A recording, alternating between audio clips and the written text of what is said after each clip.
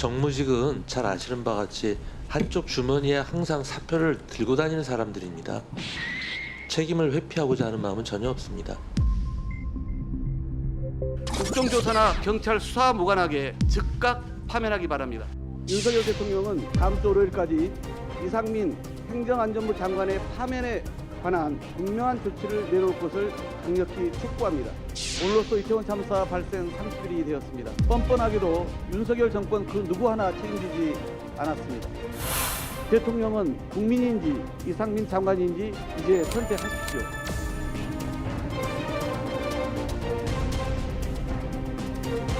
민주당이 이상민 행정안전부 장관을 오늘까지 파면하라고 요구하고 있습니다. 국정조사 결론이 나기도 전에 그런 요구를 하는 것인데 그렇다면 국정조사를 할 이유가 없는 것입니다.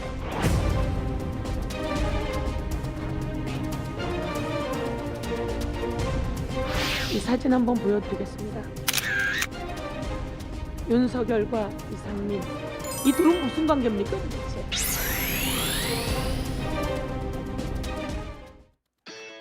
국가대표 정치뉴스쇼 5시 정치부회 시작하겠습니다. 오늘 회의는 유 실장 박마커, 백반장 조멘토, 김현숙 소통역사 그리고 정치부회 예청자 정의원 분들과 함께하겠습니다. 속보 실시간 반영하면서 열어놓고 회의를 진행하죠. 유 체커가 개인 사정으로 며칠간 회의에 참여하지 못하게 됐고요. 백반장이 그동안 뉴스픽을 맡을 예정입니다. 운영진들끼리 무슨 순번을 정해서 이렇게 며칠씩 빠지는 것 같은데 자 아무튼 며칠 후에 돌아오니까요. 그때까지 백반장이 잘 막아주기 바랍니다. 네, 더 잘하잖아요, 백반장이. 아니에요? 네, 겸손하네요. 네, 백반장은 나가서 이제 발제 준비하면 되고요. 류 실장, 민주당이 그 이태원 참사 관련해서 이상민 행안부 장관의 파면을 요구하고 있잖아요. 조금 전에 이제 영상도 봤는데 그 데드라인을 이제 오늘까지로 이제 정한 상태입니다. 하지만 지금까지 분위기로 봤을 땐 윤 대통령이 응할 가능성은 거의 없다고 보여지고요. 국민의힘에서는 국정조사 중단 가능성을 언급하고 있는 상황이죠. 그렇습니다. 그 국정조사 특위에 국민의힘 소속 의원들이요 오후에 성명서를 냈습니다. 장관 파면 요구를 철회하지 않으면 국조위원 사퇴도 고려할 거라고 이야기를 했는데요. 또 주호영 원내대표도 앞서 이 장관을 미리 파면을 요구할 거라면 국정조사를 할 이유가 없다고 말을 했습니다. 민주당은 해임 건의안이나 탄핵 소추안을 강행한다 이런 입장인데요. 여야가 다시 극한 대결로 치닫는 분위기인데 이번 주 경찰의 중간 수사 결과 발표가 하나의 분수령이 될 것으로 보입니다. 네, 국정조사를 합의했을 때 그때 또 국민의힘 일부 친윤계에서는 또 불편한 기색이 있었잖아요. 그러니까 이상민 장관의 그 파면까지 지금 연계시키는 상황에서 친윤계가 상당히 많이 반발하고 있다는 그런 얘기가 있는데요. 정치 상황을 좀 지켜봐야 되겠네요. 상황실에서 얘기한다고요? 네, 그렇습니다. 네, 좋아요. 자, 유튜브 매체 더 탐사가 한동훈 장관 집 앞에서 생중계를 했잖아요. 이제 도로까지 이제 건드리는 이제 그런 상황이 발생을 했는데 정치적 파장이 상당히 크네요. 그렇습니다. 주말을 좀 달군 뉴스였는데요. 한동훈 장관은 야당까지 끌어들여서 민주당과 협업한 정치 깡패라고 오늘 비난을 했습니다. 이들을 공동 주거 침입 혐의 등으로 고소를 하기도 했는데요. 더 탐사 측은 사과 대신에 제발 고소해달라 이렇게 도발을 하기도 했습니다. 민주당 일각에서는 이 한 장관이 거칠게 말을 하면서 사안을 좀 키우고 있다 이런 지적도 나왔습니다. 네, 지금 얘기한 대목은 이제 신동근 의원이 페이스북에 올린 발언인데 다만 이제 여야를 막론하고 취재 방식과 관련해서는 문제 제기를 하는 이제 그런 양상도 있었습니다. 정치 인사이드에서 저희가 자세히 얘기를 해보도록 하고요. 백다의 뉴스픽 5부터 오늘의 정치부회의 출발하겠습니다.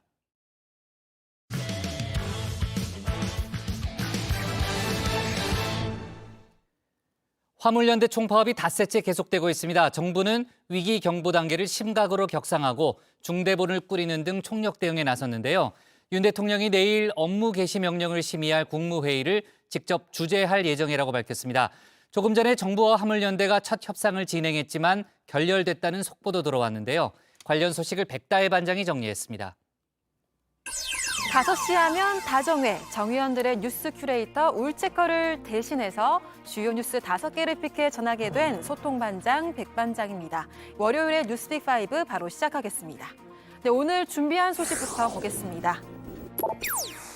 네, 화물 파업 첫 대화, 16강 분수령, 깜깜이 되풀이, 한국판 나사, 그리고 시진핑 퇴진 이렇게 준비했습니다.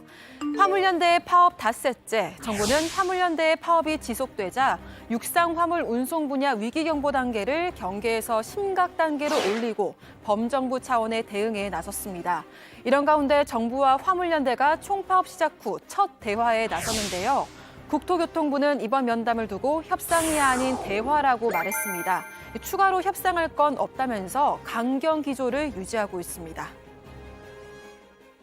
화물연대가 그동안에 이 집단의 힘을 내세우면 이 국민들도 꼼짝 못하고 정부도 눈치 보고 계속 어정쩡한 타협을 하니까 이게 완전히 습관화가 됐는데요. 이게 첫날부터 강경이라고 얘기하는 것은 일방적으로 불법적인 이런 행동을 하더라도 늘 정부는 끌려가고 타협을 해야 된다는 말입니까? 이제는 악순환의 고리를 끊어야 될 때라고 보고 있고요. 말없는 다수의 국민들이 그걸 바라고 있다고 봅니다. 화물연대도 앞서 안전운임제 일모를 3년 연장하되 품목 확대는 불가하다는 정부안을 이미 거부한 만큼 논의 진전은 쉽지 않을 걸로 보이는데요. 화물연대 요구사항은 3가지입니다. 안전운임제의 영구화, 그리고 적용 차종과 품목을 철강제, 자동차, 위험물, 사료, 곡물, 택배, 지간선 5개 품목으로 확대해야 하고 정부 여당의 안전운임제 계약안을 폐기해야 한다고 주장하고 있습니다.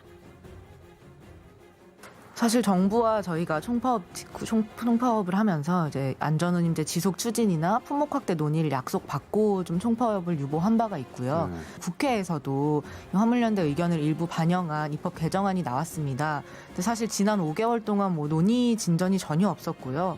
오히려 장차관 발언이나 이런 것들을 들어보면 국토부가 지속적으로 이제 기업들 입장만 편향적으로 대변하면서 오히려 제도를 좀 부정하고 계속 없애려는 방식으로 좀 시도를 하고 있어요. 사실 제도의 지속이나 확대는커녕 오히려 좀 후퇴가 예상되는 상황이기 때문에 부득이하게 저희도 파업을 결정을 하게 됐습니다. 지난 6월 총파업 당시 안전운임제 지속 추진과 품목 확대 논의를 약속받았지만 전혀 지켜지지 않고 있다는 건데요. 이런 가운데 정부는 강경 대응으로 맞서고 있습니다. 윤 대통령은 오늘 또 한 번 노동 문제에 대해 법과 원칙을 확실하게 하겠다는 입장을 내놨는데요. 내일은 업무 개시 명령을 심의할 국무회의를 직접 주재할 예정입니다. 이 업무 개시 명령, 2003년 화물연대 총파업을 계기로 2004년에 도입됐습니다. 운송사업자 종사자는 정당한 사유 없이 이를 거부할 수 없고 거부할 시 3년 이하의 징역 또는 3천만 원 이하의 벌금이 부과되는데요. 명령 위반 시에는 화물차 운송사업, 운송가맹사업의 허가 정지와 취소까지 가능합니다. 내일 국무회의 의결이 현실화된다면 명령이 내려지게 되는 첫 사례입니다. 이번 사태가 국가 경제에 매우 심각한 위기를 초래할 우려가 있다고 판단이 되면 화물자동차 운수사업법에 따라 업무 개시 명령도 발동하겠습니다. 정부는 공정과 상식에 입각한 엄격하고도 신속한 법 집행과 무관용의 원칙 아래 이번 사태에 대응해 나갈 것입니다. 업무 개시 명령에도 불구하고 복귀하지 않으면 법적 조치를 취하겠습니다. 안전운임제는 화물 노동자들의 최저임금 개념이라고 할 수 있습니다. 노동자들이 과로하지 않고 적정 시간만 일해도 생계 유지가 가능할 정도의 수준을 보장해달라는 요구인데요. 하지만 정부는 사실상 운송료 인상을 목적으로 하면서 안전이라는 명분으로 포장한 거 아니냐는 입장입니다. 이 운임제가 적용되고 있는 두 품목, 컨테이너나 시멘트 업종 같은 경우에는 실제로 운임과 운송 수입이 열악한 부분들에 대해서 공감대가 있기 때문에 적정한 처우 개선에 대해서도 저희가 충분히 제도에 반영할 필요가 있다고 생각합니다. 하지만 안전이라는 이름을 명분으로 걸고 서로 수입도 다르고 화주와 차주와 운송사의 영업구조도 다 다른 모든 품목을 다 묶어서 확대하고 이걸 영원히 돌릴 수 없는 것으로 막고 이걸 또 화주에다 다 일방적인 처벌을 하겠다. 이게 현재 화물연대와 민주당이 주장하고 있는 법안인데요. 하지만 노조 측은 정부가 자신들의 연구 결과마저 무시하고 화주 편을 들고 있다며 즉각 반발했습니다.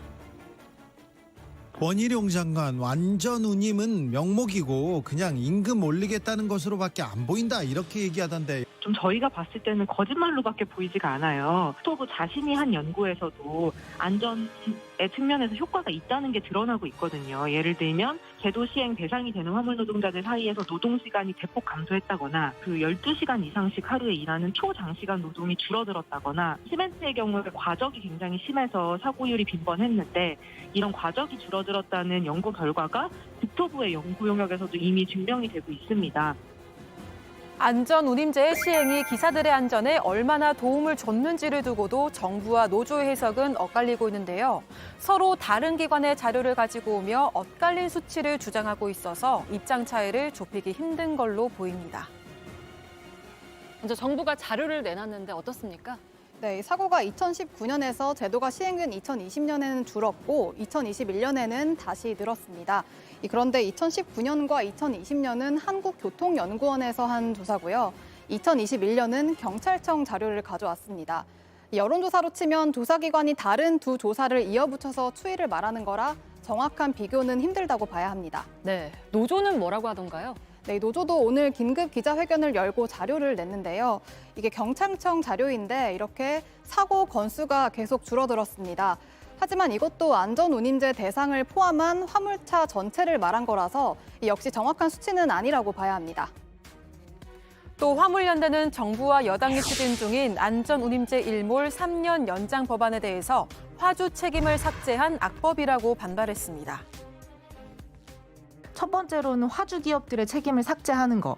요게 있고요. 두 번째로는 처벌 조항을 완화하는 겁니다. 운송료라는 게 주는 사람과 받는 사람이 있지 않겠습니까? 네, 이게 화물 운송 시장에서는 두 단계로 이루어지는데 이제 화주가 운송사에게 운임을 주면 운송사들이 거기서 뭐 관리 비용이나 인건비를 약간 떼고 화물 노동자들에게 넘겨주는 방식으로 구성이 돼 있어요. 화주들이 최초의 운송료를 지급하는 건데 화주들이 얼마를 줘야 되는가 여기에 대한 규정을 없애고 이제 그냥 화물 노동자가 운수사에게 얼마를 받아야 되는가만 남겨놓는 거죠.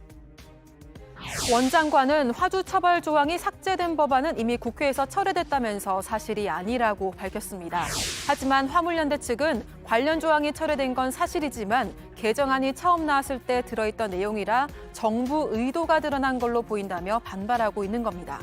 이렇게 정부와 노조 간 대치가 이어지는 가운데 국회로까지 화물연대 파업을 둘러싼 갈등이 번져가고 있습니다. 국가 경제의 혈관을 동맥경화시켜 민주노총의 정치적 목적을 이루려는 불손한 파업을 더 이상 좌시할 수가 없습니다. 민주노총은 물류를 멈춰 세상을 바꾸자, 우리가 멈추면 세상이 멈춘다고 했다고 합니다. 섬뜩한 국가 파괴 선동입니다. 아니, 법과 원칙은 대통령과 정부 여당부터 먼저 좀 잘 지키셨으면 좋겠어요. 노동계만 그냥 마치 폭력배 집단처럼 이렇게 몰아가는 것이 사태 해결에 무슨 도움이 되겠습니까? 정부와 여당은 총파업이 아닌 집단 운송 거부라고 얘기하면서 경제적 손실을 얘기하고 있죠. 국토부는 전국 12개 항만의 컨테이너 반출입량이 평시 대비 21% 수준으로 크게 떨어졌다고 밝혔습니다. 또 내일쯤부터 전국적으로 레미콘 생산이 중단돼 전국의 건설 현장 공사에 차질이 일 걸로 보이는데요. 이번 주 서울교통공사 노조와 전국 철도 노조도 파업 돌입을 예고하면서 물류 수송에 더불어 교통난 가중 또한 우려되고 있습니다. 화물연대는 향후 물류 산업의 안정적인 유지를 위해서라도 파업은 불가피한 선택이라고 말했습니다. 이런 낮은 운임으로는 더 이상 화물 노동자들이 생계 유지하고 이 산업을 유지하는 게 거의 불가능한 수준까지 지금 도래를 했거든요. 물가도 계속 인상되기 때문에 이런 적정 운임을 보장하는 제도 없이는 뭐 계속 손해만 보다가 파산 신청하거나 업계 떠나거나 이럴 수밖에 없는 거예요. 장기적으로는 저희가 안전한 사회나 물류산업의 발전을 위해서 좀 노력하고 있다는 것을 좀 국민 여러분도 알아주시기를 좀 부탁을 드립니다. 네, 두 번째 픽은 16강 분수령입니다. 네, 오늘 밤 10시 대한민국 축구대표팀의 16강 진출의 분수령이 될 경기가 펼쳐집니다. 앞서 우루과이와의 1차전에서 무승부를 거둔 우리나라는 가나와의 2차전에서 승리해 승점 3점을 얻어야 16강 진출의 희망을 키울 수 있는데요. 하지만 가나도 포르투갈에 패배해 16강 진출을 위해서는 우리 대표팀에게 승리를 거둬야만 하는 상황. 양 팀의 총력전이 예고된 가운데 우리 대표팀의 가나와의 상대 전적은 3승 3패로 호각세를 이루고 있습니다. 하지만 가장 최근 경기였던 2014년 6월 친선 경기에서 우리나라가 0대4로 완패하면서 아쉬운 모습을 보였는데요. 당시 해트트릭을 기록한 조르당 아이유 선수는 현재도 대표팀에서 활약하고 있는 만큼 우리 팀의 경계 대상으로 꼽히고 있습니다. 한편 오늘 경기를 앞두고 우루과이전에서 부상을 입은 김민재 선수의 출전 여부를 놓고 많은 관심이 모이고 있습니다. 김민재의 철벽 수비에 꽉 막혀버린 우루과이 선수들. 누니에스도 수아레스도 김민재 때문에 제대로 공을 받기 힘들었습니다. BBC가 괴물 앞에서 작아진 두 선수를 합성사진으로 만들 만큼 김민재의 수비는 단단했습니다. 우리 대표팀의 탄탄한 경기력은 김민재가 있어 가능했습니다. 그러나 후반 18분 누니에스를 바짝 따라붙다 균형을 잃고 넘어져 종아리 근육을 다쳤는데 끝까지 경기를 소화하긴 했지만 이후 이틀간 훈련에 불참하면서 걱정을 남겼습니다. 연이틀 훈련에 불참했던 김민재 선수는 어제 홀로 체력 훈련을 소화하는 모습을 보였습니다. 벤투 감독은 황희찬 선수의 결장 소식을 전하면서 김민재 선수의 출전에 대해서는 말을 아끼는 모습을 보였는데요. 오늘 벤투 감독이 어떤 포메이션을 가지고 나올지 궁금해지는 가운데 김민재 선수가 결정할 경우 플랜 B에 나설 걸로 보입니다. 저는 나올 가능성이 여전히 좀 있다고 보는데 만약에 못 나온다고 한다면 지금 선택할 수 있는 것은 두 가지가 있는 것 같아요. 하나는 권경원 선수하고 조유민 선수를 한 명을 이제 투입하는 거겠죠. 권경원, 김명권, 조유민 3명을 쓰는 3백 카드도 가능하고요. 그래서 대체 플랜은 있긴 있는데 지금으로서는 김민재 선수가 좀 건강히 빨리 회복해서 나오는 게 최선이라고 생각을 합니다.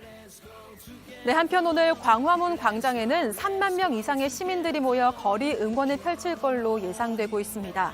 경찰은 일반 경찰관 150명과 기동대 12개 부대 700여 명, 특공대 20명을 합쳐서 총 870여 명을 투입해 안전관리에 나서겠다고 밝혔습니다. 매서운 추위를 잊고 응원에 나서는 우리 붉은 악마들의 염원을 모아서 오늘 한국 대표팀의 68년 동안 이어진 2차전 무승 징크스를 깨고 승리를 거둘 수 있기를 진심으로 바라봅니다. 네, 세 번째 픽 보겠습니다. 네, 깜깜이 되풀이입니다. 예산안을 둘러싼 여야의 충돌이 계속되고 있습니다. 윤석열 정부의 첫 예산안은 법정 시한인 다음 달 2일을 넘길 걸로 예상되고 있는데요. 정기국회가 끝나는 9일까지도 내년도 예산안 처리를 장담할 수 없다는 관측까지 나오고 있습니다. 새 예산안을 법정 시한 내에 신속하게 처리하는 것이 바로 민생 정치입니다. 민주당이 서민과 취약계층을 보호하는 국회 본연의 임무에 집중해 주시기를 거듭 요청드립니다. 예산안 처리 시한이 다가와도 정부 여당은 전혀 급해 보이지가 않습니다. 마치 가짜 엄마 같습니다. 자식은 죽든 말든 재산에만 관심 있는 가짜 엄마 같이 보입니다. 여당이 노력을 해야 될 것 아닙니까? 서로 간 윤석열 표와 이재명 표로 불리는 쟁점 예산을 놓고 힘대결이 이뤄지고 있는데요. 오늘도 여야가 예산 심사를 위한 소위 곳곳에서 한쪽이 불참하거나 별도의 논의가 길어지면서 회의가 파행됐습니다. 한편 이 단계에서 여야가 합의하지 못한 예산안은 심사 보류 딱지가 붙은 채로 여야 간사 간 협의체로 넘어가게 되는데요. 이 법적 근거가 없고 외부의 협의 내용이 공개되지 않는 만큼 이른바 깜깜이, 밀실, 졸속 심사라는 비판을 피하기 어려울 걸로 보입니다. 네, 네 번째 픽 보겠습니다. 네, 한국판 나사입니다. 윤석열 대통령이 우주경제 강국 실현을 위한 미래 우주경제 로드맵을 발표했습니다. 한국판 나사인 우주항공청 출범이 핵심인데요. 올해 안에 우주항공청 설립을 위한 특별법을 입법 예고하고 내년 1분기 국회에 제출해 내년 안에 개청하겠다고 했습니다. 우주항공청 설립은 윤 대통령의 대선 공약 중 하나였는데요. 나로호와 누리호 발사를 책임진 항공우주연구원과는 별도 조직으로 과학기술정보통신부 산하에 설치될 계획입니다. 또 대통령 훈련으로 추진단이 곧 출범해서 특별법 제정과 인력, 예산 확보 등을 위한 활동에 나설 예정입니다. 네, 마지막 픽은 시진핑 퇴진으로 준비했습니다. 중국 전역에서 시진핑 국가주석의 퇴진을 요구하는 시위가 이어지고 있습니다. 3년 넘게 이어진 코로나19 봉쇄 조치에 중국인들의 분노가 폭발한 건데요. 参战！共产党！习近平！ 시진핑! 중국에서는 보기 드문 광경입니다. 며칠 전 신장 우루무치의 한 아파트에서 화재가 발생해 10명이 사망하고 9명이 부상당한 사고가 있었습니다. 이때 인명피해가 커진 이유가 중국의 제로 코로나 정책, 즉 봉쇄령 때문이라는 지적이 나왔는데요. 중국 정부는 화재 당시 아파트는 봉쇄되지 않았다고 해명했지만 이 시위는 상하이와 광저우, 베이징, 심지어 시진핑 주석의 모교인 칭화대 등 중국 전역으로 확산하고 있습니다. 이런 가운데 시위 현장을 취재하던 영국 BBC 방송 기자가 취재 도중 중국 공안에게 수갑이 채워진 채 연행되는 모습이 전파됐는데요. BBC는 해당 기자가 몇 시간이나 구타를 당한 뒤 풀려났다고 밝혔습니다. 중국 당국자는 시위대에게서 코로나19에 감염되지 않도록 기자의 안전을 위해 연행했다는 입장인데요. 하지만 BBC는 신뢰할 만한 해명이 아니라면서 중국 측으로부터 어떤 공식적인 해명이나 사과도 듣지 못했다고 얘기했습니다. 네, 월요일 뉴스픽은 여기까지입니다. 들어가서 원픽 정해보겠습니다. 뉴스픽 5였습니다. 네. 자, 정치부의 시작하기 직전에 들어왔던 속보죠. 아까 이제 백 반장이 얘기했던 대로 총파업 이후에 정부와 화물연대가 오늘 처음으로 만났습니다. 처음으로 얼굴을 마주보는 그런 자리가 있었는데 결국은 양측의 입장차만 확인하고 끝났네요. 네, 그렇습니다. 오후 2시부터 이제 시작이 됐던 교섭은 1시간 반 만에 마무리가 됐는데요. 이 화물연대는 국토부와 합의를 도출하기 위해서 이 각 요구안에 대해 전향적인 입장을 낼 거라고 말했지만 이 엄영소 국토부 제2차관은 국토부가 답변할 수 있는 것은 아무것도 없다는 답변만 했다고 밝혔습니다. 노동계는 오늘 이 대화가 정부의 업무 개시 명령 발동을 위한 명분 쌓기에 불과하다고 비판했는데요. 향후 이 업무 개시 명령이 적절했는지 여부를 놓고 법적 분쟁으로 이어질 가능성이 큰 만큼 이 정부가 문제를 해결하려는 노력을 다했다는 모양새만 갖추려 했다는 겁니다.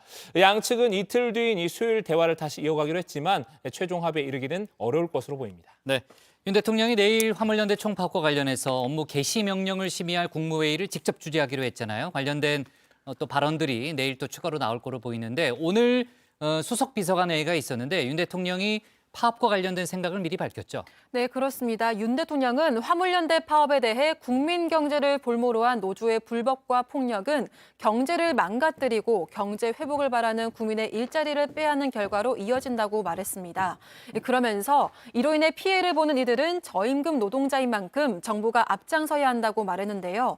또 노동 문제는 노측 불법 행위든 사측 불법 행위든 법과 원칙을 확실하게 정립하는 게 중요하다고 말했습니다. 사실상 화물연대 총파업에 대한 업무 개시 명령 발동을 예고한 걸로 해석되고 있는데요.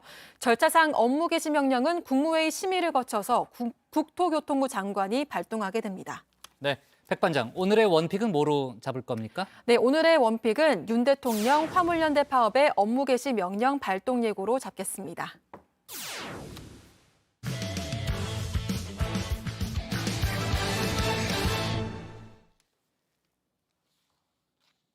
민주당이 이상민 행안부 장관의 파면을 요구하면서 다시 전국에 얼어붙고 있습니다.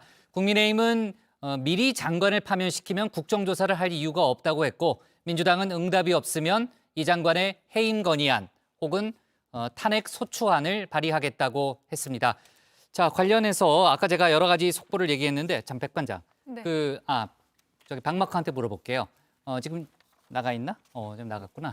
네, 박마커. 지금 이제 이상민 장관에 대한 그 파면 건의안을 오늘까지는 마무리를 지어야 한다는 얘기인 거죠? 네, 그렇습니다. 이제 좀 더 파악해보고 제가 다시 말씀드리면 안 될까요? 아니, 뭘 파악해요? 네. 관련해서 저희가 지금 약간의 뭐 기술적인 문제가 있어서 조금 이제 얘기를 이어가야 되는데 지금 이제 유 실장은 나가 있고요. 네. 그 조멘토. 네. 그 아까 제가 앞에서 얘기했던 대로 이제 더 탐사가 지금 이제 한동훈 법무장관의 집에 와서 이제 도어록을 건드리는 그런 사건이 있었잖아요. 한동훈 장관이 고발 조치를 취했다는 얘기인가요? 예, 어제 그 공동주택 침입 혐의 등으로 이미 고발 조치를 취했고요. 그 상당한 그 대가를 받게 하겠다 이런 의사를 좀 밝힌 상태입니다. 네, 정치 인사에 대해서 저희가 추가로 짚어보도록 하고요. 네, 류 실장이 준비가 됐다고 하니까 민주당 이재명 대표 관련 소식까지 류정화 상황실장이 정리했습니다. 늘 무거운 옷가방 들고 다니면서 나랑 일해준 안지호, 지호야 너무 고마워. 사랑해. 네가 얼마 전에 10월 29일 날 숨 못 쉬고 하늘나라로 간 게 아직도 믿기지 않지만 너를 위한 애도는 이게 마지막이 아니라 진상규명되고 책임자 처벌되고 그 이후에 더더욱 진짜 애도를 할게. 네, 연말 시상식 시즌입니다. 이제 올해도 한 달쯤밖에 남지 않았다는 게 실감이 좀 나시죠? 저도 그랬는데요. 청룡영화제에서 시상자로 나선 문소리 배우의 말 화제가 됐습니다. 내일이면 158명의 생명을 앗아간 이태원 참사가 있은 지 꼭 한 달이 됩니다. 하지만 아직 이렇다 할 책임을 지는 사람은 없었죠. 민주당은 경찰과 소방에 주무부처 행정안전부 이상민 장관의 파면을 요구했습니다. 오늘까지 결론을 내달라고 했습니다. 정치는 대체 어디 갔습니까? 권한이 주어지면 그 권한의 크기만큼 책임을 지는 것입니다. 국무총리도 장관도 경찰청장도 심지어 대통령도 진지하게 사과하는 것 같지 않습니다. 아무도 책임지지 않습니다. 네, 국민의힘은 이제 막 이태원 참사 관련 국정조사에 합의를 한 상태라면서 미리 장관을 파면하라 이렇게 요구를 한다면 국정조사를 할 필요도 없는 것 아니냐 이렇게 맞받았는데요. 국정조사를 하는 이유는 진상을 명명백백히 밝혀서 책임질 사람에게 책임을 지우는 일입니다. 미리 이상민 행안부 장관을 파면하라면 국정조사 결론이 나기도 전에 그런 요구를 하는 것인데 그렇다면 국정조사를 할 이유가 없는 것입니다. 네, 여권에서는 이 장관의 거취, 수사 없이는 정리 없다 이렇게 정리를 한 상태죠. 민주당의 주장은 정권 퇴진론이고 악랄하다 이렇게 주장을 했습니다. 이상민 파면론을 들고 나와 정권 퇴진에 신호탄을 터뜨렸습니다. 현재 철저한 수사가 진행 중임에도 불구하고 이태원 참사로 희생된 분들과 유가족들을 자신의 정쟁 도구로 거침없이 악용하는 악랄함입니다. 네, 반면 민주당은 국정조사를 잘 하기 위해서라도 이 장관 물러나야 한다는 입장입니다. 국정조사 대상인 이 장관, 그동안의 태도로 봤을 때는 자료 제출이나 증언도 부실할 거다 이렇게 봤는데요. 특히 소위 윤핵관 혹은 친윤그룹들 이번 국정조사 본회의 표결에서 대부분 반대 혹은 기권표를 던졌죠. 정부 여당이 이 장관의 방탄에 나서고 있다고 주장했습니다. 국정조사를 회방하는 주체로 나설 수 있으니까 제대로 된 국정조사를 위해서는 물러나도록 하는 것이 맞다. 아니 야당적으로 하고 국정조사 하나요?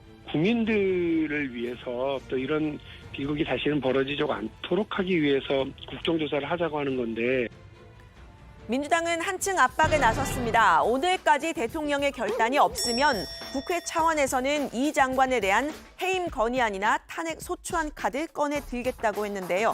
모레 30일 발의를 해서 예산안 처리 시한인 다음 달 2일 전에 본회의에서 처리하겠다면서 시한까지 못 박았습니다.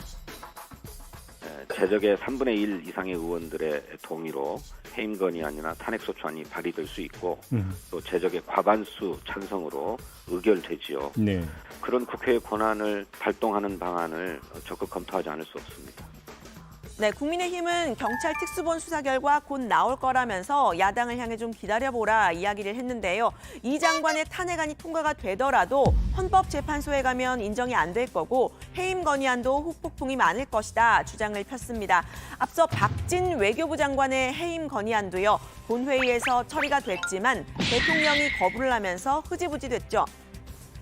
오늘 파면하라 내일 파면하라 얘기하는 것들은 좀 야당으로서 무리한 주장이 아닌가 싶으시고요. 뭐 해임 건의할 수 있을 수 있겠죠. 그거는 뭐 그런 정도로 갈 수는 있겠지만 그 경우에 몰아닥칠 정치적 후폭풍도 만만치 않을 것이다. 네, 민주당의 공세에 국민의힘 예산안 처리부터 빨리 하자 애둘러 비판을 하기도 했습니다. 예산안 처리 후에 본격적인 국정조사를 한다라는 게 여야가 합의한 내용이죠. 국민의힘은 지도부 회의실에 이렇게 우리 제발 일합시다라는 문구도 새로 내걸었습니다. 정진석 비대위원장은 생활고에 시달리다 극단적인 선택을 한 서울 신촌 그리고 인천 서구의 가족 사례를 들면서요. 새해 예산안을 법정 시한 내에 신속하게 처리하는 것이 민생 정치라고 압박했습니다. 예결특위 심사 과정에서 복지망을 촘촘히 강화하고 복지의 사각지대를 최대한 없애야 합니다. 참담한 죽음의 행진을 멈추게 해야 합니다. 그것이 정치권이 머리를 맞대고 풀어야 할 최우선 과제입니다. 네, 하지만 민주당은 국정조사를 위한다 이런 명분으로 예산안을 호락호락 심사해주지는 않겠다 이런 입장이 명확합니다. 이재명 대표는 국민의힘을 향해서 재산에만 관심 있는 가짜 엄마다 이렇게 표현을 했는데요. 국회의 다수당으로서 정부가 제안한 내년 예산안 대신에 민주당이 주도적으로 수정한 새로운 예산안을 처리할 수도 있다 이런 압박을 했습니다. 자식은 죽든 말든 재산에만 관심 있는 가짜 엄마 같이 보입니다. 여당이 노력을 해야 될 것 아닙니까? 그런데 야당에게 그 노력을 강요하고 있습니다. 필요하다면 원안과 준예산을 선택하는 것이 아니라 옳지 않은 예산을 삭감한 민주당의 수정안을 선택하는 것도 하나의 안으로 우리는 가지고 있을 것입니다. 네, 국회에서 이 여야가 국정조사와 이상민 장관 해임안 예산안을 놓고 줄다리기를 하고 있는 상황이죠. 전국이 급속하게 얼어붙고 있습니다. 그런데 여기서 정작 참사 유가족들의 목소리는 빠진 것 아닌가 하는 생각이 드는데요. 유가족들도 이 장관을 비롯한 책임자 처벌에 무게를 싣고 있습니다. 대통령을 향한 메시지 한번 들어보시죠. 그중에서 가장 괘씸죄를 추가하고 싶은 행안부 장관의 말 바꾸기. 책임을 느끼지 못하는 행안부 장관, 이 모두에게 직무유기, 엄상 과실치사는 물론이며 부작위에 의한 살인죄를 적용하여 주십시오. 대통령님이 아끼는 사람들이 국민의 생명을 하찮게 여겨 무시해 생명을 잃게 했다면 그들을 가까이 두어 무엇을 얻을 수 있을까요? 네, 민주당으로 다시 가보자면요. 이재명 대표를 향한 검찰 수사를 놓고도 설왕설래를 벌이고 있습니다. 한동안 말을 아끼던 이 대표는 검찰이 수사를 해야지 쇼를 해서야 되겠느냐 이러면서 강공 모드로 돌아섰다는 소식 제가 전해드렸었죠. 오늘은 이 대표 대신에 친명계인 박찬대 최고위원이 나섰습니다. 지난 대선 당시 윤 대통령과 이 대표의 대장동 특검에 대한 토론 장면을 아침 지도부 회의에서 다시 틀었습니다. 직접 보시죠. 이거 대통령 선거가 끝나더라도 특검 해가지고 반드시 특검 하자는 거 동의해 주시고, 두 번째, 거기서 문제가 드러나면 대통령이 당선돼도 책임지자. 동의하십니까? 이거 보세요. 동의하십니까? 이거 보세요. 동의하십니까? 그래서 특검 하자고요. 그 왜 동의를 안 하십니까? 지금 동의해 주세요. 당연히 수사가 이루어져야죠. 특검해야죠. 자신과 무관하다면 특검을 마다할 이유가 전혀 없는데도 윤석열 대통령은 지금까지도 대장동 특검을 반대하고 있습니다. 윤석열 정권의 검찰은 온갖 조작 수사, 편파 수사, 보복 수사에 올인하고 있습니다. 네, 그러니까 검찰 수사 대신 특검을 하자 이런 주장을 다시 편 셈인데요. 이 국민의힘은 검찰이 쇼를 하고 있다는 이 대표의 말, 이 대표에게 다시 돌려줬습니다. 성일종 정책위 의장은 연기력은 이 거짓을 덮으려는 자들에게 필요한 것이라면서 연기를 하고 있는 건 이재명 대표라고 했습니다. 대장동 의혹의 퍼즐이 하나 둘씩 맞춰져 가고 있습니다. 언제든지 털어보라는 식의 허세가 바로 연기입니다. 화려한 말솜씨와 치밀한 덮어씌우기 기술까지 모른다고 잡아떼는 무표정의 연기력은 정말 대단하십니다. 네, 유동규 전 본부장, 남욱 변호사 등 이른바 대장동 패밀리들의 말, 아직은 카더라식의 전언이지만요. 이 대표를 정면으로 겨냥하고 있습니다. 남 변호사는 천화동인 1호의 차명 지분, 이 대표의 대선 경선 자금일 뿐 아니라 도지사 선거와 대선, 노후 자금까지 염두에 뒀다고 들었다. 이렇게 대장동 재판에서 증언을 했다고 하는데요. 검찰 수사는 이 대표만 향하고 있는 것도 아닙니다. 이미 금품 수수로 구속 기소된 이정근 전 사무부총장을 고리로 해서 민주당 내 여러 의원들이 거론이 되는데요. 일명 이정근 리스크라는 말까지 나왔습니다. 이정근발 리스트가 하나하나씩 현실화되고 있지 않습니까? 이게 찻잔 속의 태풍일 줄 알았더니 거대한 폭풍우가 되고 있는 조짐입니다. 노웅래 의원이 지금 된통 걸려 있죠. 그리고 지금 노영민 비서실장이 조사를 받고 있죠. 과거에 친노 친문 성향의 중진급들이 대거 이름이 나옵니다. 네, 그야말로 이 대표와 민주당이 검찰의 수사망에 오른 상황이라고 할 텐데요. 민주당에서는 단일 대우로 뭉쳐야 한다 이런 주장이 나왔습니다. 당 전체가 나서서 방어해야 한다. 또 내일 지구가 멸망해도 민주당은 오늘 사과나무 한 그루를 심을 때지 분열을 해서는 안 된다 이런 이야기들이 나왔는데요. 다만 박지원 전 국정원장은 이 대표가 직접 나서서 측근이 구속된 데 대한 입장을 솔직하게 밝혀야 한다고 말했습니다. 무엇보다도 민주당 소속 의원들을 설득하고 이해를 시켜야 돼요. 기자 간담회 같은 것을 가져서 솔직하게 좀 설명을 할 필요가 있다. 만약 그러한 보도가 잘 안 나오면은 옛날 김대중 대통령처럼 신문에 광고라도 해야 된다. 나는 이렇다 하는 입장을 밝힐 때가 됐다. 저는 그렇게 생각해요. 네, 당 차원에서는 이 대표에 대한 수사와 거리를 좀 둬야 한다는 주장도 나오고 있습니다. 제2의 조국 사태를 반복해서는 안 된다고 말하는 김종민 의원이 대표적인데요. 개인의 사법 리스크를 당 차원에서 옹호를 했다가 오히려 당의 신뢰를 떨어뜨린다고 말했습니다.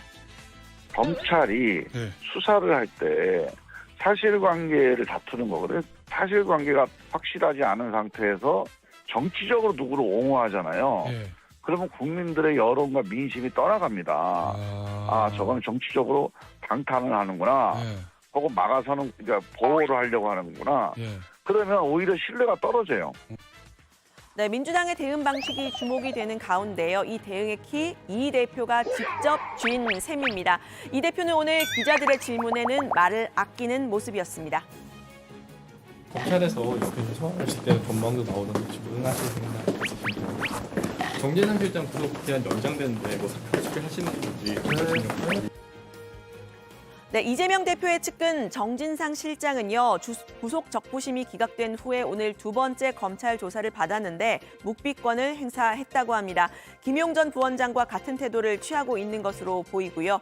국민의힘 소속 국정조사 특위위원들은 이상민 장관 파면 요구를 철회하지 않으면 국조위원 사퇴도 고려할 거다 이렇게 이야기를 했는데 국정조사에 여야가 합의한 지 사흘 만에 다시 전국이 얼어붙고 있는 모습입니다. 오늘 발제는 이렇게 정리합니다. 이태원 참사 내일 한 달, 민주당 이상민 파면 주장에 국민의힘 그럼 국정조사 할 이유 없다. 네. 자, 이재명 대표가 지난주 금요일 이제 저희가 속보로 전했던 내용이죠. 검찰은 수사가 아니라 쇼를 하고 있다 이런 얘기를 했고 오늘은 아까 영상을 보니까 말을 아끼는 그런 분위기였습니다. 이재명 대표에 대한 검찰 수사는 뭐 계속해서 빠르게 진행이 되고 있고 검찰도 이재명 대표를 조사해야 한다는 거는 공식적으로 밝힌 상황이잖아요. 소환이 임박했다는 얘기가 계속해서 나오고 있죠. 네, 그렇습니다. 대표적인 친명계로 꼽히는 박찬대 최고위원은 소환 요구도 그리 늦지 않은 시간에 오지 않을까 보고 있다고 했습니다. 연내옥은 1월을 예상했는데요. 검찰의 소환 요구가 오면 어떻게 대응해야 할지 민주당의 속내도 복잡해 보입니다. 당당하게 소환에 맞서야 한다는 의견부터 측근인 김용 정진상과 정치적 공동체라는 것 외에 구체적인 혐의도 없는 상태에서 소환 응할 수 없다는 얘기까지 나오고 있다고 하는데요. 이 대표가 어떻게 대응할지 여야의 예측도 엇갈리고 있습니다. 들어보시죠.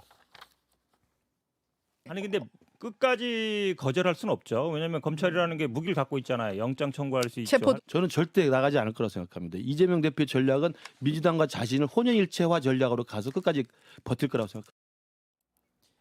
윤 대통령이 국민의힘 지도부와 만찬을 같이 했잖아요. 저희가 잠시 후에 주민에서 그 내용을 좀 짚어볼 텐데 이재명 대표를 만나지 않는 데 대해서는 뭐 여러 가지 해석이 나오고 있는데 검찰 수사를 받고 있기 때문이다. 이게 이제 국민의힘 쪽의 또 설명이라는 거죠. 그렇습니다. 국민의힘 인사들은 일제히 윤 대통령이 검찰 수사를 받고 있는 이 대표를 만나는 건 적절치 않다 이렇게 이야기를 하고 있습니다.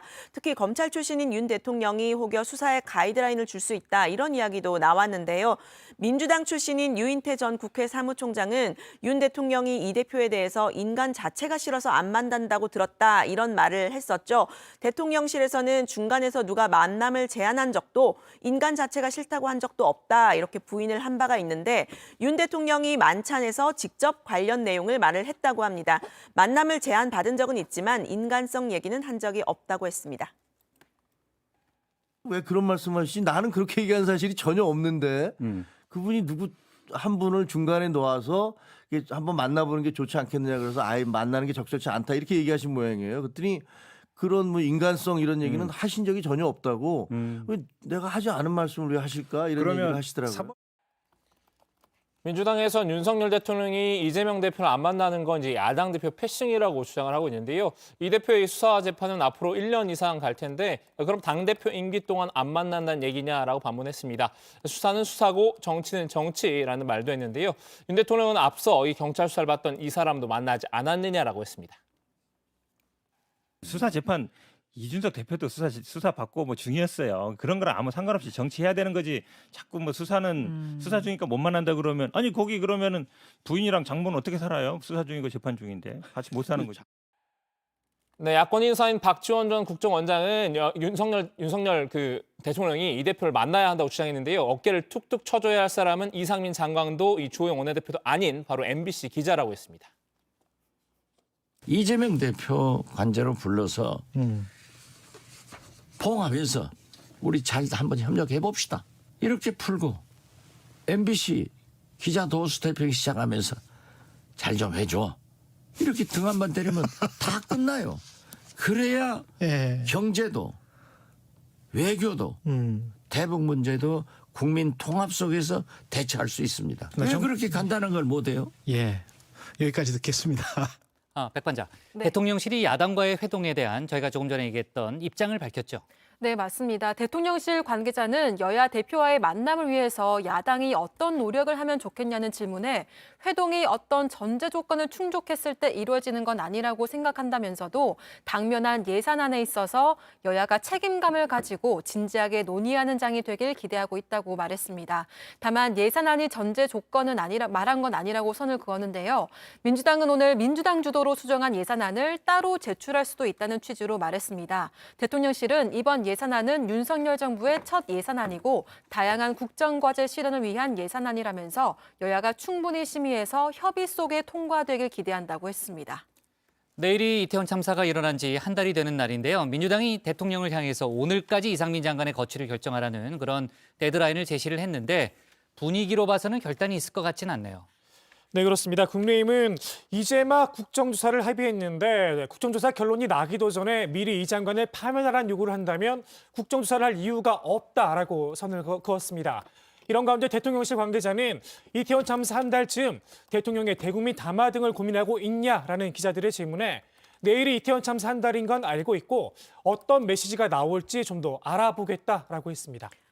네, 민주당은 국정조사를 더 잘하기 위해서라도 이상민 장관이 먼저 자리에서 물러나야 한다는 주장을 펴고 있다는 소식 아까 제가 전해드렸는데요.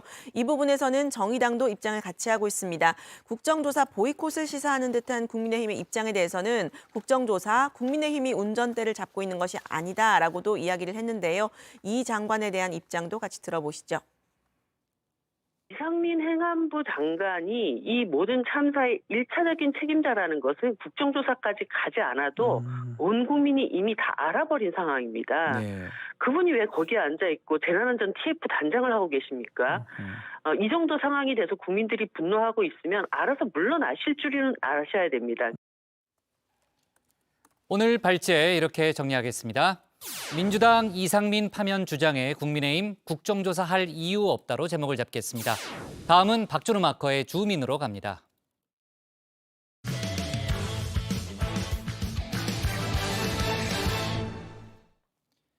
윤석열 대통령이 국민의힘 지도부를 관저로 초청해 만찬을 열었죠. 오늘 여러 가지 이야기가 나왔는데 편안한 분위기에서 주요 현안보다는 농담조로 여러 가지 이야기가 오갔다고 합니다. 박준호 마커가 주민에서 참석자들의 전원을 조합해서 만찬 내용을 재구성했습니다. 사진 한 장, 영상 한 편 공개하지 않은 비밀 만찬으로 진행됐습니다.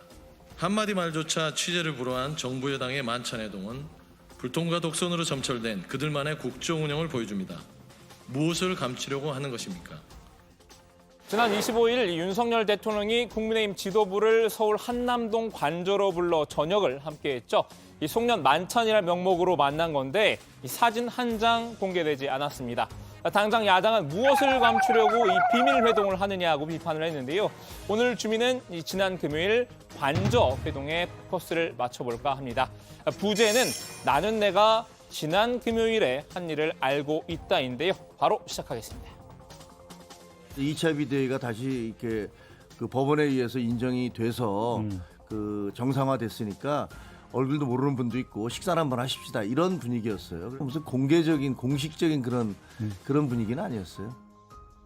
당일 만찬에 참석했던 국민의힘 김종혁 비대위원의 전언입니다. 이 야당의 말처럼 비밀 회동이라기보다는 그냥 단순한 비공개 회동이었다고 하는데요. 제가 임의로 이름을 붙여보자면 삼비 회동이 아닐까 싶습니다.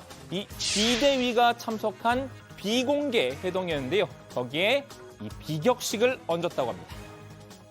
대통령이 이렇게 앉아서 얘기하면 나머지는 다 경청하고 이런 분위기가 사실은 아니었어요. 자유로운 분위기였습니다. 굉장히 자유로운 분위기여서 그냥 다 윗도리 벗고 그다음에 넥타이도 좀 느슨하게 풀고. 국민의힘 사실 격식과 예의를 중요시하는 편이죠. 이 도어스태핑에서 MBC 기자의 노타이의 삼선 슬리퍼 복장 문제를 지적할 정도였는데요. 선거를 통해서 뽑힌 국가 최고 지도자인 대통령은 넥타이를 메고 정장하라고 나서 국민들 앞에 섰는데 그걸 질문하는 분은 슬리퍼를 신고 국민을 대변한다면서 그렇게 서 있는 게 뭐 팔짱 낀 것까지는 뒤에 있었으니까 안 보여서 그렇다 치더라도 그것은 옳지 않고요.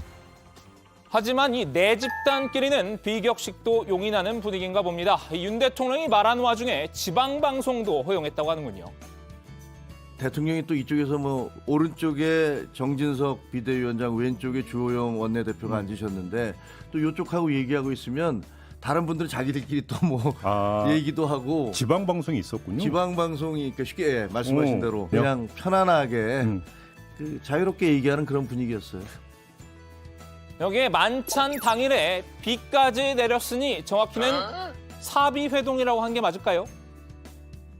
정문 앞에 그 현관 관저 현관 앞에 그런데 이제 차들이 올라오면 일일이 차 타는 걸 다 보시고 배웅해 주시고 안아주시고 그래서 그때 비도 좀 부슬부슬 내렸는데 고맙더라고요 상당히.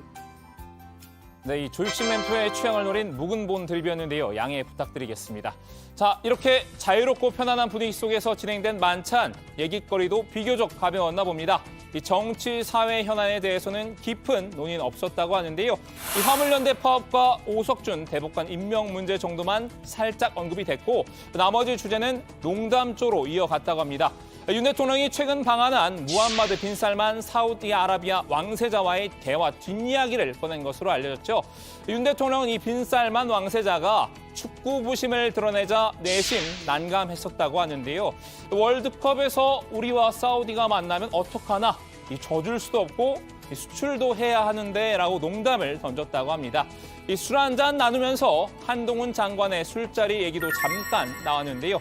네, 그런 사람 또 없습니다일까요? 이 한 장관처럼 술 못 마신 사람 없다면서 술자리 의혹을 일축했습니다. 한동훈 말이야. 그 친구 평생을 같이 지내봤지만 그 술잔 맥주 반 잔만 먹으면 그 뭐 알코올 분해 효소가 없으신가 그렇대요. 그래서 전혀 못 마시고 저녁 식사에서 반주할 때도 옆에서 구경만 하고 있다가 2차 맥주 간다 그러면 한 번도 가본 적이 없대요. 윤 대통령 본인도 이 청담동 술자리에서 동백 아가씨를 불렀다는 의혹에 휘말렸었죠. 윤 대통령은 이 동백 아가씨란 노래를 모를 뿐더러 노래방도 안 다닌다고 반박했다고 합니다.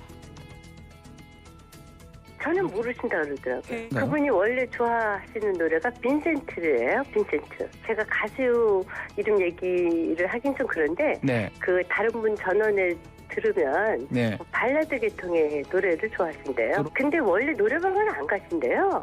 술을 드셔도 그냥 밥집에서 끝내신다고 그날 그러시더라고요. 야권에선 동백 아가씨는 강아지도 아는 노래라는 비아냥이 나왔는데요. 윤석열 대통령도 나는 동백아가씨 한 번도 안 불러봤다 했는데 사실 동백아가씨 이미자 선생 노래는요. 동백아가씨는 돌아다니는 강아지도 불렀어요. 그렇게 유행했다. 윤 대통령 이미자의 동백 아가씨는 몰라도 이승철의 노래는 즐겨 부른다고 하죠. 과거 예능에서 불렀던 발라드 곡인데요. 1000번이고 다시 태어난데도 그런 사람도 없을 테죠.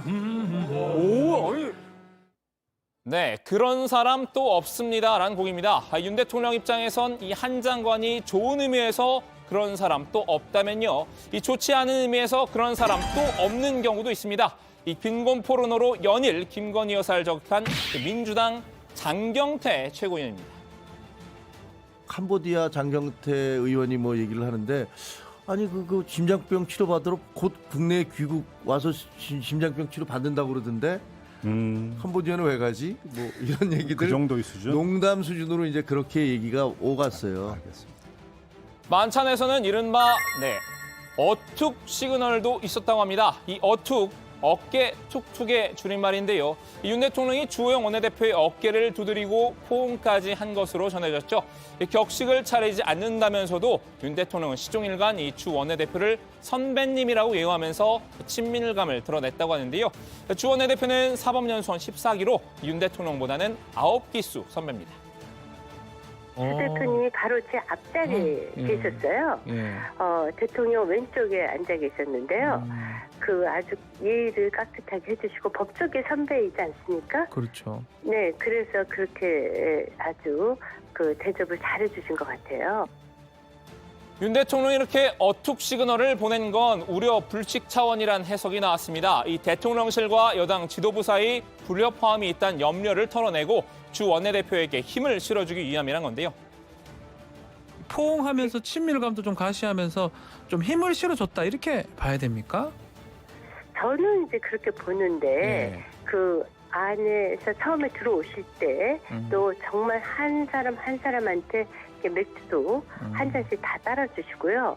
다 일일이 아주 반갑게 맞아주시고. 실제로 윤 대통령은 이 어깨 툭툭을 통해서 측근들에게 대한 그 신임을 나타냈던 바 있죠. 지난달 25일 국회 본회의에서 시정연설 이후 이 장제원 의원과 인사를 나눌 때 어깨를 이렇게 2차례 두드렸는데요. 지난 11일 동남아 순방에 오를 때 이 배웅 나온 이상민 행정안전부 장관에게도 마찬가지였습니다.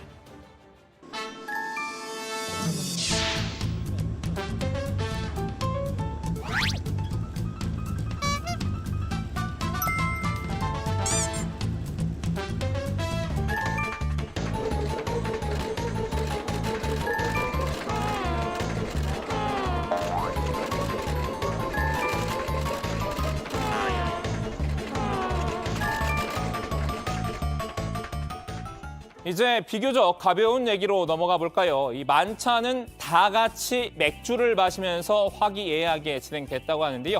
이 후식 안주로 땅콩이 나왔다고 합니다.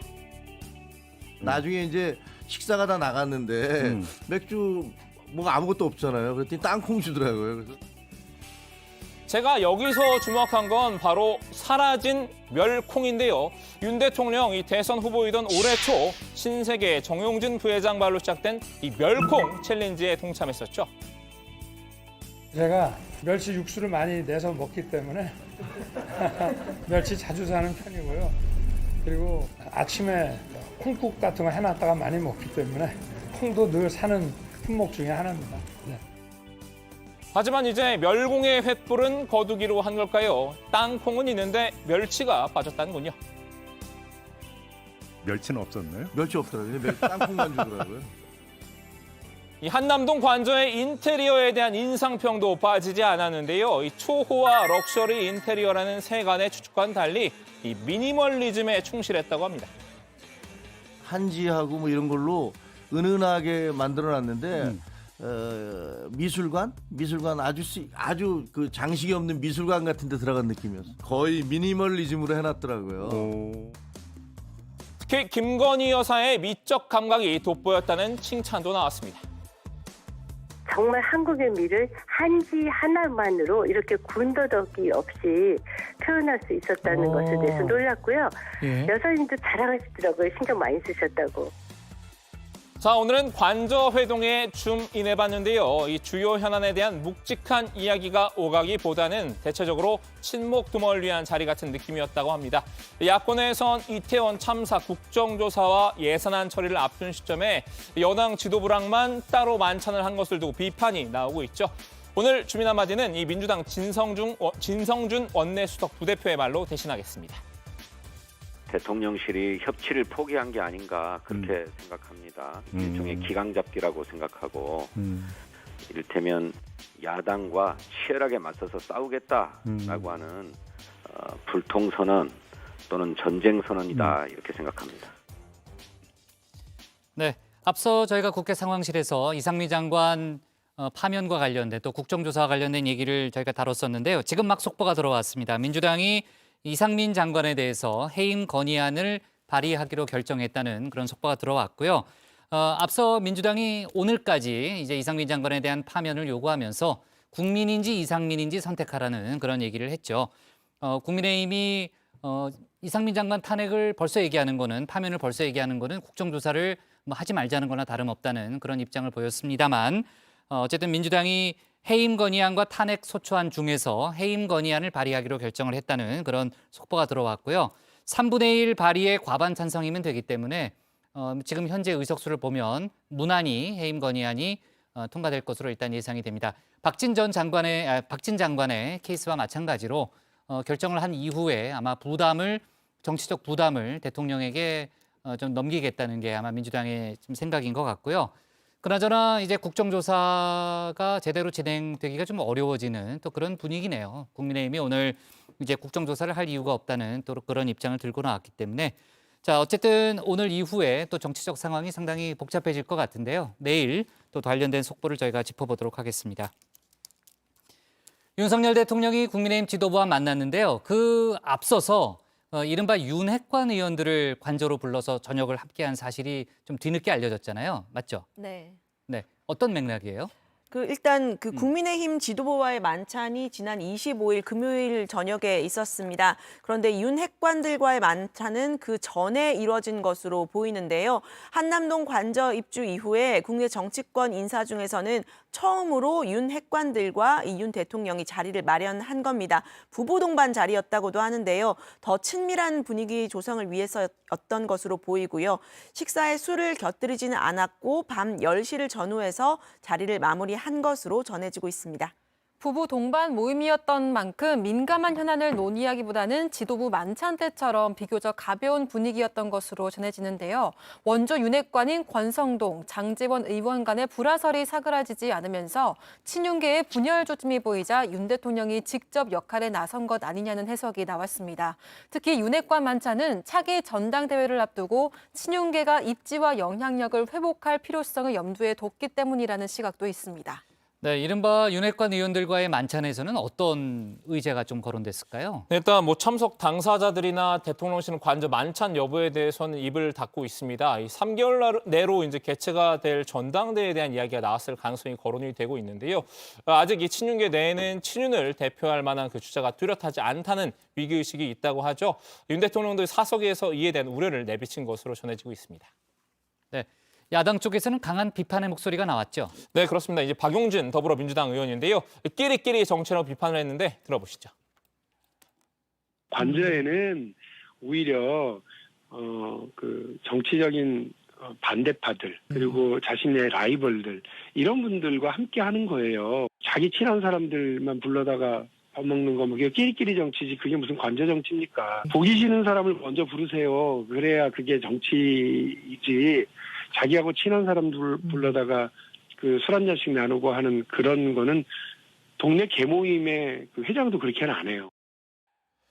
네, 박 의원은 윤 대통령이 이재명 민주당 대표를 만나지 않는 이유로 사법 리스크가 거론되고 있는 것에 대해서도 견해를 밝혔는데요. 경제 앞에서 여야가 없다고 얘기하신 분이 윤석열 대통령 아닌가? 그런데 이런 사법적 기준, 법률적 예단으로 야당 대표를 안 만나겠다고 하는 것이야말로 거대 야당을 무시하는 것이고 국회 영역도 필요 없다는 이야기다. 이렇게 지적을 했습니다. 또 윤 대통령 본인이 독불장군으로 가겠다고 하는 건데 끼리끼리 정치의 독불장군 태도로 국정을 이끌어갈 수 있을까 걱정도 든다고 우려를 했습니다. 네. 다만 여당 쪽에서는 너무 큰 의미를 부여할 필요가 없다는 또 그런 입장을 보이기도 했죠. 자, 좋습니다. 오늘 주민 제목은 이렇게 정리하겠습니다. 윤 대통령 관저 만찬 포인트 5가지 야당 협치 포기 비판으로 제목을 잡겠습니다. 다음은 조익신 멘토의 정치 인사이드입니다.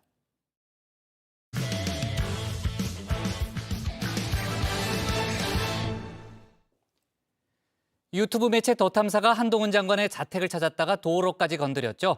결국 공동 주거 침입 등의 혐의로 한 장관에게 고발까지 당했는데요.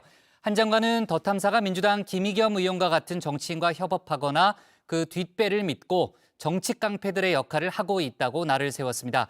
더 탐사는 기소를 하라 오히려 도발을 했는데요. 관련 내용을 정치인사이드에서 짚어봅니다.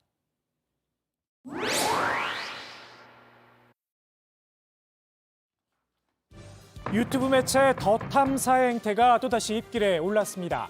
이번엔 한동훈 법무부 장관의 자택을 찾았죠. 목적은 취재라고 밝혔지만 속내는 다른 곳에 있었습니다.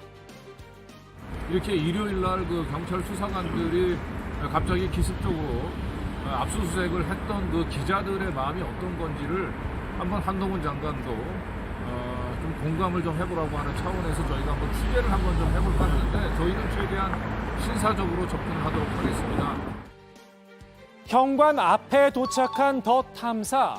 배를 수차례 눌러보더니 도락까지 건드렸습니다. 한 장관님 계십니까? 한동훈 장관님 계세요? 한 장관님 계십니까? 네, 더 탐사에서 취재하고 나왔습니다. 한동훈 장관님. 없는 거 아니에요? 지금 보내줘. 지금 없나 보다. 한동훈 장관님.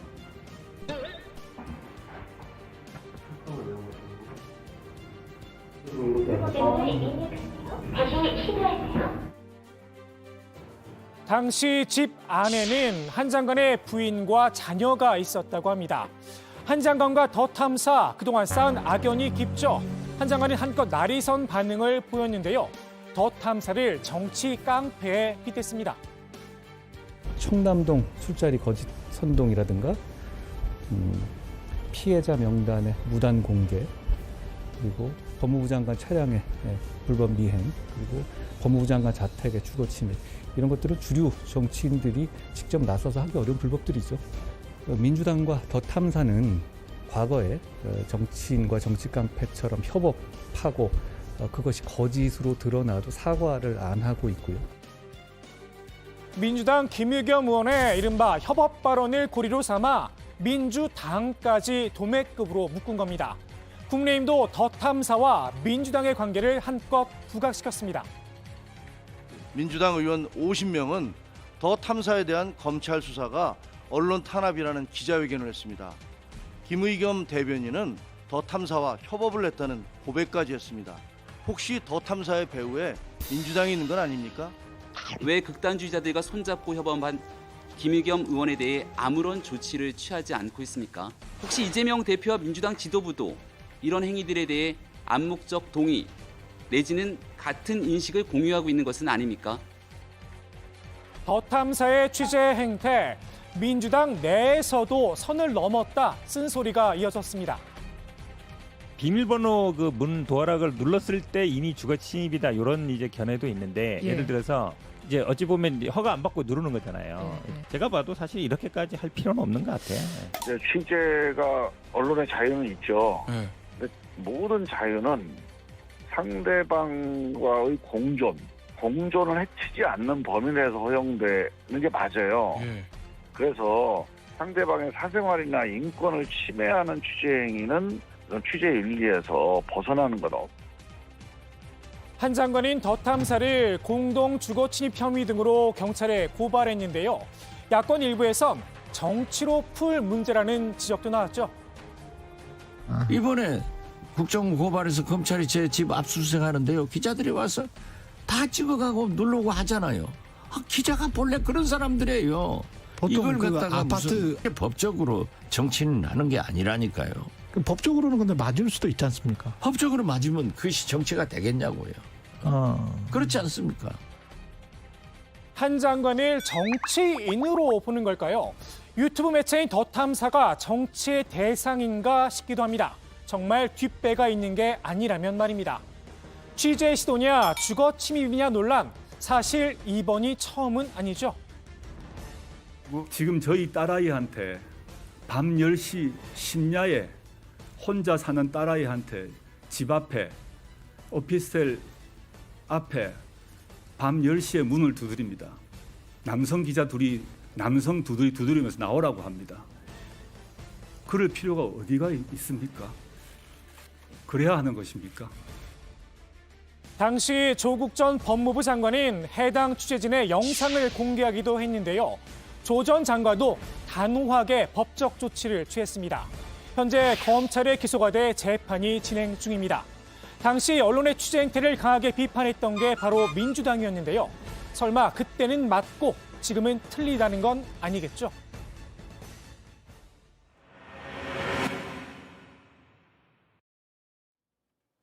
사실상 가짜 뉴스로 판명이 된 이른바 청담동 술자리 의혹. 호기롭게 의혹을 제기했던 민주당 김의겸 의원은 사과 대신에 심심한 유감을 표했죠. 대변인직 사퇴 요구도 함께 가름을 했습니다.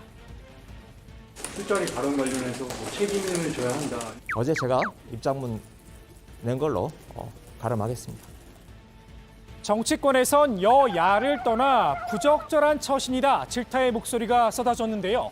사과의 내용도 책임의 방식도 함량 미달이라는 겁니다. 제가 이렇게 잘못 판단해서 잘못했습니다. 이제 앞으로 이런 일이 없도록 하겠습니다. 이게 기본 모델 아니에요? 앞으로 이런 상황이 온다고 해도 똑같이 하겠다. 그럼 더 약 올리는 겁니다. 말이 안 되는 얘기죠. 진짜 김미겸 의원이 사과할 수준이 아니고 저 정도 되면 김미겸 의원은 국회의원직을 내놔야 돼요. 그게 양심적이요. 당연히 의원직 사퇴하고 자기는 앞으로 정치하면 안 돼요. 민주당 지도부는 할 말을 한 것뿐이다 여전히 감싸고 있죠. 오히려 여권이 침소봉대를 하고 있다 역공을 펼치기도 했습니다. 의혹이 제기되고 구체적인 증거들이 막 이렇게 제시되었을 때 사실 그거에 대해서 국민을 대신해서 물어볼 수는 있다. 대통령과 법무부 장관의 부적절한 행위에 관련된 의혹이 있으면 그거는 의원으로서 당연히 따져서 물을 수 있는 이런 사안이다. 이렇게 보는 건데 이 사안을 의도적으로 침소 봉대해서 키우는 그런 느낌이 있지 않나. 의도적으로 키운 느낌이 있더라. 글쎄요. 기본적인 팩트체크도 되지 않은 사안을 당 회의석상에 올린 건 민주당이었죠. 당 지도부가 앞장서 TF는 물론 국정조사와 특검까지 언급을 했었습니다. 반드시 TF를 구성해서 실체적 진실을 밝히는 것이 바람직하다고 생각합니다.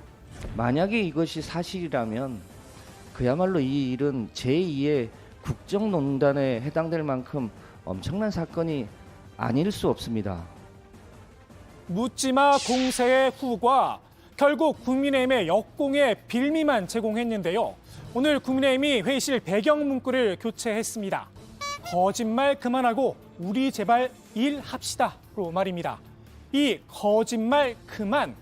국민의힘은 민주당 장경태 최고위원도 타깃으로 삼았는데요. 장 최고위원, 최근 이른바 조명 의혹을 제기했다가 거짓말 논란에 휩싸였죠. 외신을 참고했다던 주장, 알고 보니 해외의 한 커뮤니티 글이었습니다. 장 최고위원은 쉽게 물러나고 싶지 않았는지 캄보디아 현지에 사람을 보냈다고도 밝혔는데요. 저희가 지금 안 그래도 이 한 분이 가셔서 캄보디아 현지에 갔습니다. 뭐 민주당이라고 표현하기는 좀 그렇지만 어쨌든 한 분이 가셔서 아동의 이 소위 이 주거 환경도 보고 이 아동이요? 네네. 그래서 김건희 여사가 아는 그 아동 만나러 가셨다는 거예요? 장경태 알고 싶어서 이제 요청을 했습니다. 이 역시 말이 바뀌었습니다. 사람을 보낸 게 아니라 현지에 간 사람에게 알아봐달라 부탁을 했다는 겁니다. 장 최고위원이 캄보디아 소년의 주소를 알려달라며 쓴 표현도 논란이 됐습니다. 좀 공개적으로 알려주셨으면 좋겠어요. 하다못해 제가 두루마리 휴지라도 보내드릴 수 있는 거 아니겠습니까? 두루마리 휴지라도 보내겠다라. 아픈 아이에게 모욕감을 줄 수 있는 발언이었다는 지적이 이어졌습니다. 장경태 민주당 최고위원은 캄보디아에 사람까지 파견해 아픈 아이를 찾아 두루마기 휴지라도 보내주겠다고 조롱했습니다. 그 나라의 가난하고 아픈 아이가 받게 될 모욕감은 또 얼마나 클까 생각하니 참담하기만 합니다.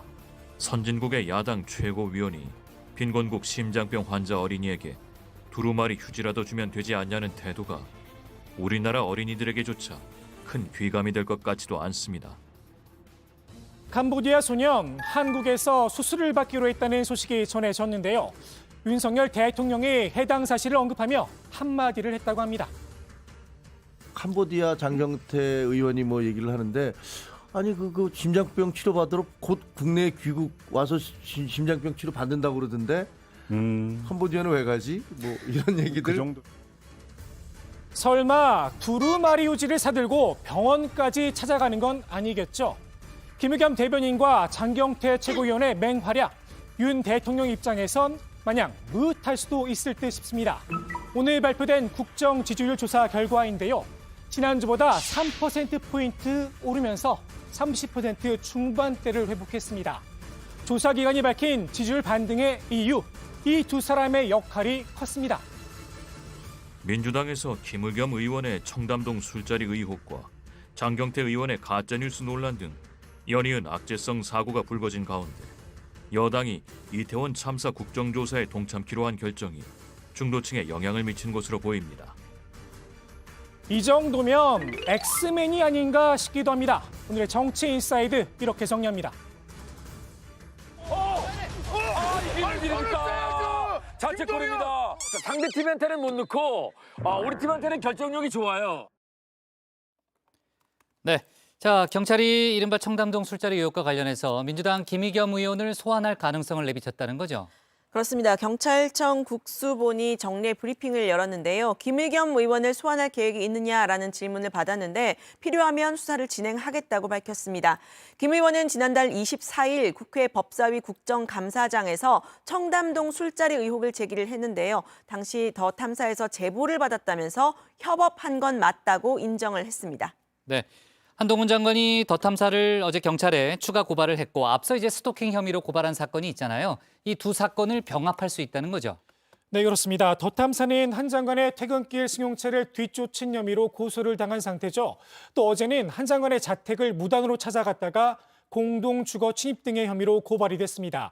경찰은 두 사건을 검토해서 연관성이 있다고 판단이 되면 병합해서 처리하겠다 이렇게 밝혔는데요. 고소인인 한 장관에 대한 조사도 출석 형태로 할 것인지 진술 조서를 받을 건지 본인 의사를 반영해서 진행하겠다 이렇게 전했습니다. 네. 자, 앞서 이태원 참사 희생자 명단이 공개된 부분이 있잖아요. 유족의 동의 없이 공개가 됐는데 오늘 경찰이 브리핑에서 관련 수사 상황에 대해서 밝혔다는 거죠. 네, 경찰은 현재 수사팀에서 관계자 조사 및 자료 분석 등을 통해 명단 입수 공개 경과 등을 확인 중이라고 전했습니다. 관련 법리와 판례까지 종합적으로 검토하고 있다면서 필요한 수사를 신속하게 진행하겠다고 했는데요. 한편 경찰은 참사 희생자에 대한 악의적인 허위, 비방글과 함께 신상정보 유출 등 위법 행위에 대해 33건을 수사 착수해서 4명을 검찰 송치했다고도 설명했습니다. 네, 내일 이태원 참사 한 달이 되는 날이라고 앞서 저희가 얘기를 했고 관련된 얘기를 좀 다뤄봤는데 특별수사본부가 오늘 용산구청장 등을 재소환했습니다. 이제 이번 주에 이제 중간 수사 결과 발표가 있을 가능성이 높아지는데 피의자 조사를 마무리한 뒤에 조만간 구속영장을 청구할 수 있다는 거죠. 네, 그렇습니다. 이 특수본은 박희영 용산구청장과 박성민 서울경찰청 정보부장 등을 다시 불러서 조사를 진행했는데요. 오늘 재소환 조사가 마무리가 되면 일부 피의자들에 대해 구속영장을 신청한다는 방침입니다. 이 박희영 용산구청장과 이임재 전 서울 용산경찰서장, 최성범 용산소방서장, 그리고 류미진 전 서울청 인사교육과장 등 이 특수본 출범 초기에 입건됐던 피의자 가운데 구속영장 신청 대상이 나올 것이라는 관측입니다. 한편 이 특수본은 불법 증축 의혹을 받고 있는 해밀턴 호텔 대표도 이번 주에 조사할 예정이라고 합니다. 네, 서울 치안의 총책임자라고 할 수 있는 김광호 청장의 그 소환 조사도 조만간 이루어질 수 있다는 얘기가 나오는데. 경찰청 특별감찰팀의 조사는 이미 받았다는 거죠? 그렇습니다. 이태원 참사 관련해서 특수본이 지금 수사를 하고 있는데 그 전에 경찰청 특별감찰팀이 김광호 서울경찰청장을 조사를 했다고 합니다. 관련 감찰 자료를 오늘 오전 특수본에 넘겼다고 하는데요. 특별감찰팀은 지난 11일 김 청장을 대면해서 질의를 하고 사흘 뒤인 14일 서면 답변서를 제출받았다고 합니다. 참사를 처음 인지하고 보고받은 시점 그리고 참사 직후 대응, 헬로윈 축제에 앞서서 용산경찰서에서 기동대 투입을 요청받은 사실이 있는지 이런 부분들을 집중적으로 물은 것으로 알려집니다. 한편 특수본은 용산서의 기동대 요청 여부와 무관하게 서울 지역의 치안과 경비의 총괄 책임자인 김 청장이 경력 투입을 결정할 의무가 있었는지 관련 법리를 검토 중입니다. 네, 김광호 청장까지 만약에 소환 조사가 이루어지면 이르면 이번 주 한 중후반쯤에는 중간 수사 결과 발표가 있을 가능성이 좀 있어 보이네요. 그렇습니다. 국민의힘에서는 국정조사 전에 본격적으로 하기 전에 이제 조사 결과가 나올 것이다 이런 이야기를 좀 하고 있거든요. 네, 그러니까 수사 결과를 먼저 보고 본격적으로 시작하자는 게 국민의힘의 입장인데 네, 아까 네. 저희가 앞에서 짚어봤던 대로 이제 민주당이 해임 건의안을 내기로 결정을 했기 때문에 상당히 전국이 빠르게 좀 흘러가는 그런 상황이네요. 내일도 좀 잘 체크해줘요. 네, 알겠습니다. 네. 자, 좋습니다. 오늘 정치부에는 여기까지 하겠습니다. 저희는 내일도 오후 5시 정각에 다시 찾아뵙겠습니다. 백 관장, 왜 이렇게